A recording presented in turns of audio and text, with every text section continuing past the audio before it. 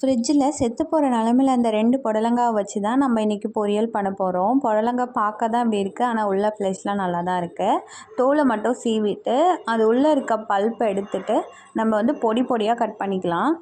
இந்த அளவுக்கு நல்லா பொடி பொடியாக கட் பண்ணி தண்ணியில் போட்டு வாஷ் பண்ணி எடுத்து வச்சுக்கலாம். ஒரு 2 to 3 டைம்ஸ் நல்லா வந்து வாஷ் பண்ணி எடுத்து வச்சுக்கலாம். ஒரு வெங்காயத்தை நல்லா பொடி பொடியாக கட் பண்ணி வச்சுருக்கேன். அதே மாதிரி 2 பச்சை மிளகா ஸ்லிட் பண்ணி வச்சுருக்கேன்.